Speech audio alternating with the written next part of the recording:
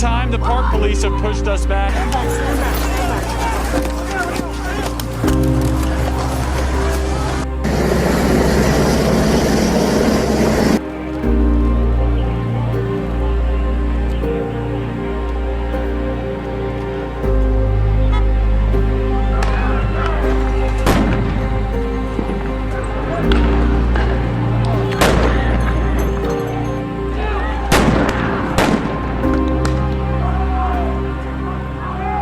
It is June 2020, and America is on fire. An apartment complex that was under construction on 29th Street has burned to the ground. This is near the corner of 29th Street and 27th Avenue. How did we get here?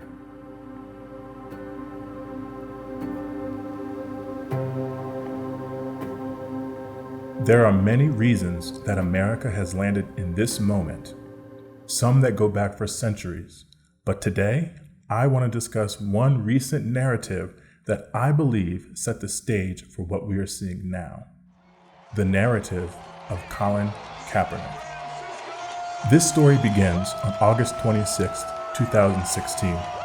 The San Francisco 49ers are playing the Green Bay Packers in a preseason home game. Colin Kaepernick is a star quarterback for the team, and he's about to begin a protest that will ignite the nation. By 2016, there have already been a number of high-profile deaths of Black Americans at the hands of law enforcement. You likely know their names. Trayvon Martin, Eric Garner, Michael Brown, Tamir Rice, Freddie Gray, and Sandra Bland. These names are just a handful among many more, but they all have three things in common.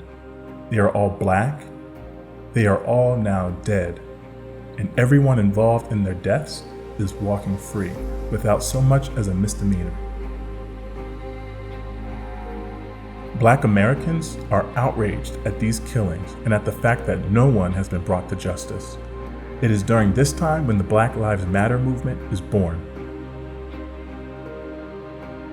Colin Kaepernick is seeing the hurt and the pain of these killings, and he wants to bring attention to this issue.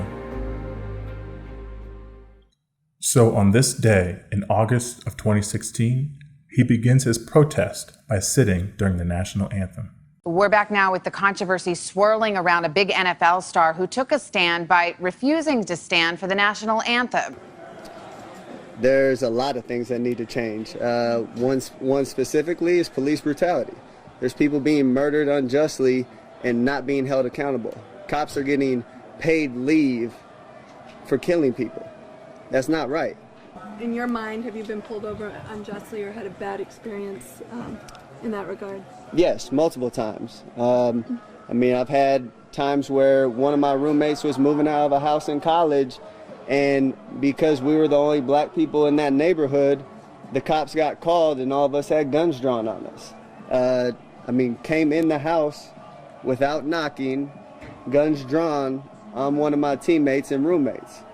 So I have experienced this. People close to me have experienced this. This after he decided not to stand during the national anthem at a preseason game in protest of racial injustice. I just want to pause for 1 second and point out that this is the level of disruption that Colin Kaepernick is causing. One man sitting silently in the middle of a stadium. You literally need a zoom-in box to even see him. Even so, how does white America choose to react to this silent, peaceful protest?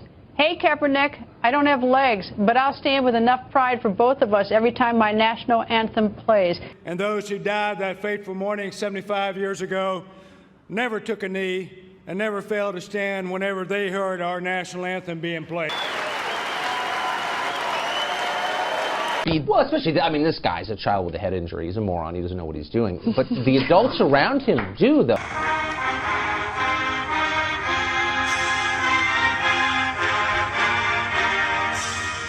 The reaction to Kaepernick's protest is swift, and many are upset. But one criticism stands out above the others. the idea that Kaepernick is disrespecting America's armed forces. It is at this point where a name you may not recognize enters the story: Nate Boyer. Nate Boyer is a veteran of the United States Army Green Berets who has completed tours in both Iraq and Afghanistan. He also played Division I football at the University of Texas and later joined the Seattle Seahawks as a fellow member of the NFL. So it is as both a military veteran and a former NFL player that on August 30th, Boyer writes an open letter to Colin, published in the Army Times. He explains that sitting for the anthem can be offensive to service members, but he also expresses an interest to open a dialogue with Kaepernick. Boyer and Kaepernick decide to meet and end up talking for over an hour. So when you were having an hour and a half conversation with somebody you've never met, that's a long conversation. Did you feel at some point, did he ask you at any point, like, I'm still going to protest, but Nate Boyer joining me, how do you think is the most appropriate way? Because who got him to the knee? Yeah, exactly. I mean, that's pretty much exactly what happened.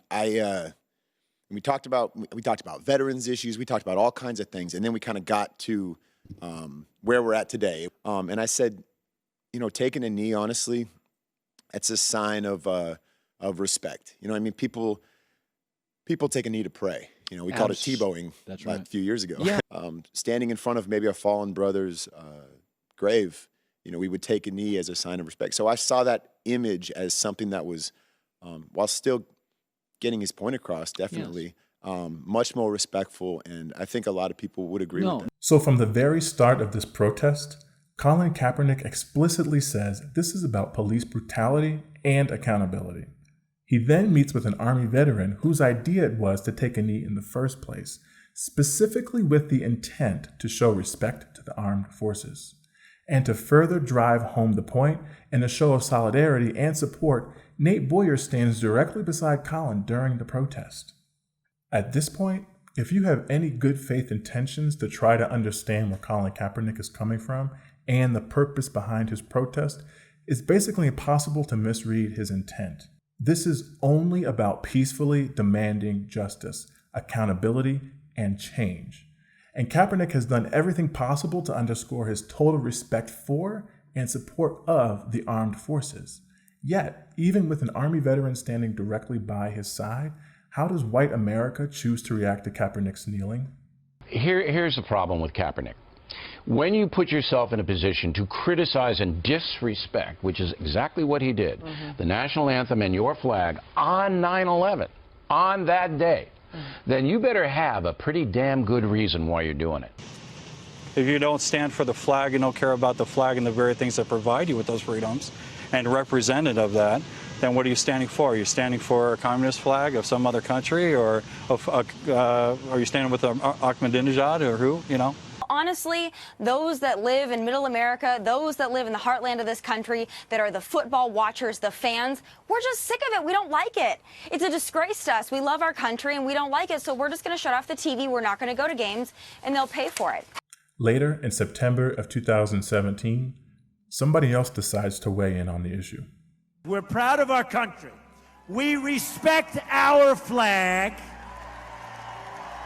Wouldn't you love to see one of these NFL owners, when somebody disrespects our flag, to say, get that son of a bitch off the field right now, out, he's fired. He's fired! Some owner's gonna do that. He's gonna say, that guy that disrespects our flag, he's fired.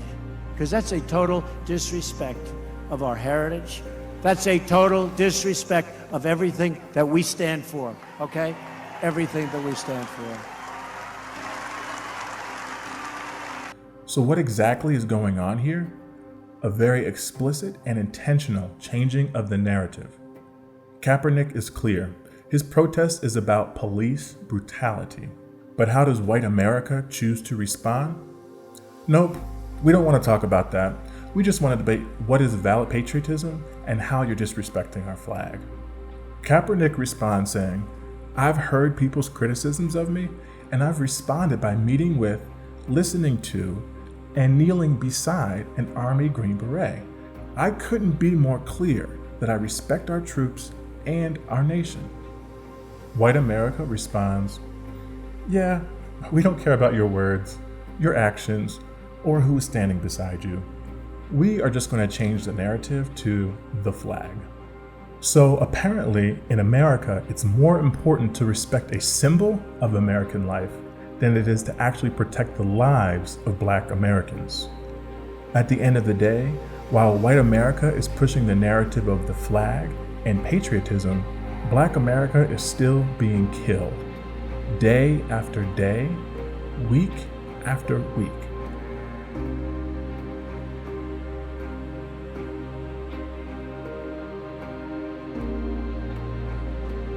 And whether you realize it or not, when you take a message of silent, peaceful, and respectful protest and you twist it into a message of divisiveness, you yourself are also sending your own message, a message that Black America hears clearly. We see you being murdered at the hands of police, but we really don't care.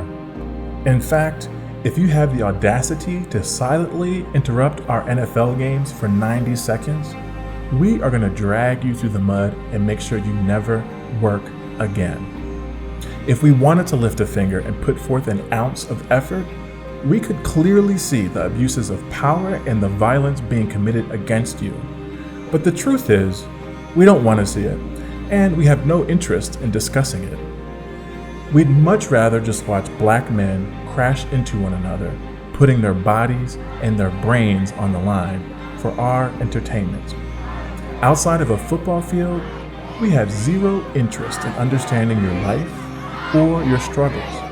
So why don't you just sit down, shut up, and be grateful that we gave you Obama for 8 years. Go to hell, all of you.